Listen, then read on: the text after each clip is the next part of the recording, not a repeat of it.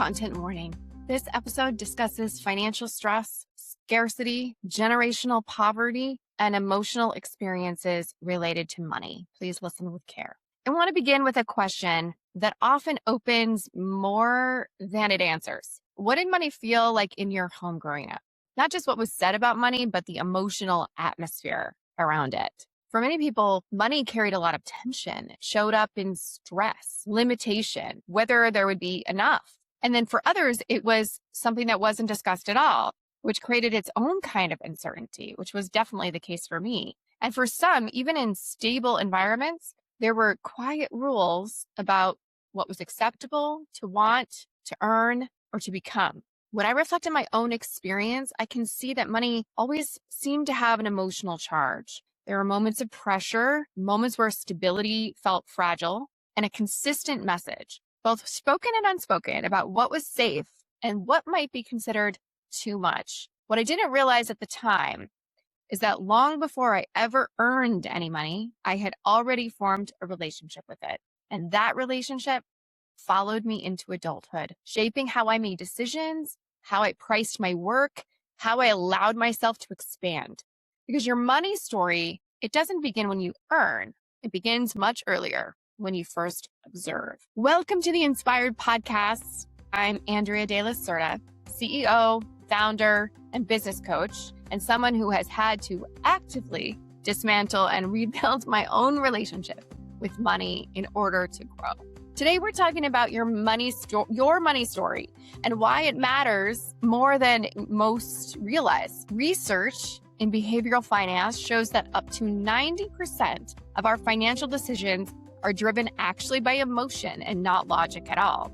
That means even the most strategic, intelligent person can find themselves repeating financial patterns that just don't make sense on paper, because those patterns are rooted in belief systems that were really formed early in life.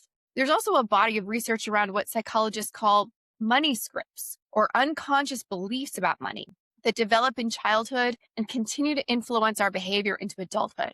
These scripts often fall into patterns like money avoidance, maybe money worship, money vigilance, or money status, or a mix of all of these. And unless they're examined, they tend to just repeat, regardless of how much you earn. It makes no difference what your salary is. So this conversation is not just about money, it's also about identity and conditioning and the internal frameworks that shape your capacity to earn, hold, and grow wealth. For me, this wasn't theoretical.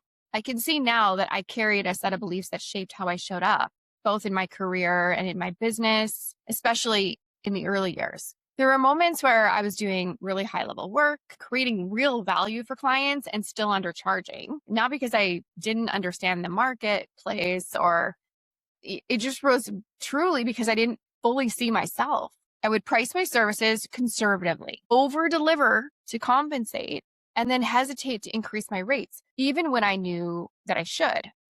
And even when others around me were doing it. There was a subtle but persistent internal dialogue saying, is this too much? Will they still say yes? Because I don't want to lose the opportunity. If you can relate to this, you know what I mean. And what I understand now is that those thoughts weren't really about the client. They were really more about my relationship with my own self-worth. Because when your internal identity hasn't caught up to your external capability, you will unconsciously create a gap. You'll give more than you charge. You will hesitate to ask for more. You will shrink at the point of receiving. And for a long time, that was a ceiling in my business. It was not a strategy issue.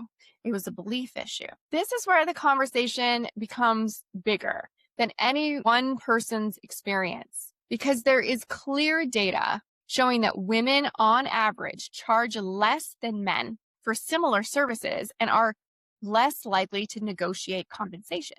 And studies have found that women are significantly more likely to undervalue their work, particularly in service-based industries, which directly impacts lifetime earnings and wealth accumulation.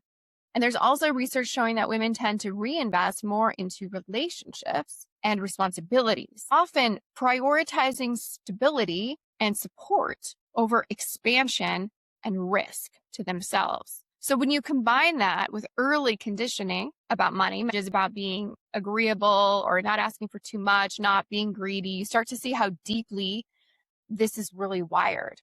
And for women who grew up in environments with financial stress or scarcity, those patterns can be even more pronounced because money becomes associated with things like safety, of course, and stability, survival, emotional stability. Earning more isn't just a business goal. This is a nervous system experience. Undercharging is one of the clearest expressions of a misaligned money story. And it rarely presents as a simple lack of knowledge. Often it shows up as pricing lower than the value that was delivered, maybe adding more to justify the price, throwing in those freebies, hesitating to increase rates because you're maybe feeling uncomfortable and even receiving payment. I've worked with women who are generating massive impact, helping clients grow their businesses by 50% or more, improving their operations, transforming their lives, and still pricing themselves at a fraction of what that value is to the client. Not because they lack skill, but because somewhere internally, they're still negotiating their permission to receive. And until that shifts, the pattern continues. You grow, but not fully. You expand, but with resistance. Shifting your money story requires both awareness and embodied change. It starts with identifying your beliefs. When I ask these questions, try and be really honest about your first thought. Here we go. What do you really believe about money? What do you believe about people who have money? And what do you believe about yourself in relation to money? Then trace maybe where those beliefs came from. Because when you see that, when a belief was learned, it becomes something you can actually start to question. But this awareness alone is not enough. You need new experiences that create for you and your subconscious new evidence. Raising your prices, having the conversation about that, tracking your finances consistently, allowing yourself to receive payment without immediately giving more.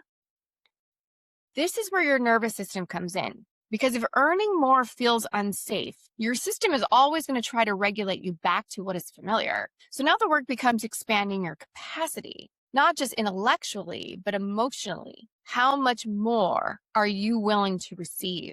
How much more is your nervous system willing to allow you to receive? So now I want to talk about some of the really powerful modalities that can support this deeper rewiring of the subconscious brain. CBT, or talk therapy, is especially with a financial or maybe a trauma-informed lens, helps you process some early experiences and understand your patterns. There's also hypnosis, of course, which works directly with the subconscious mind to reprogram some of those deeply held beliefs about money, worth, self-worth, and safety.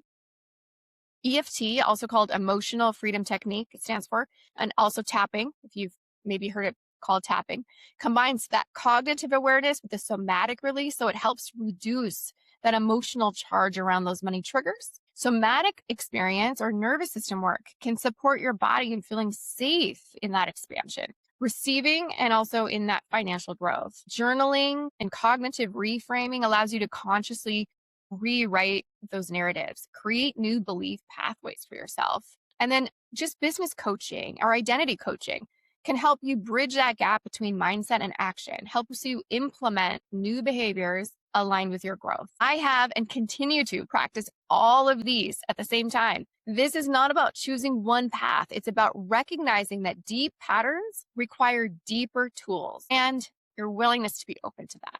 If you want to go deeper into this work, I will include a few powerful book resources also in the episode notes. Many of these around money, ideas about it, how to identify limiting beliefs around money, and how to reframe it and reprogram our subconscious minds to be okay with it. So take a look in the episode notes and you'll find them. Here's what I want to leave with you. You're not starting from zero when it comes to money. You're starting from just a story. And that story from early on has shaped your decisions, your patterns, and your outcomes. But this story does not have to be permanent.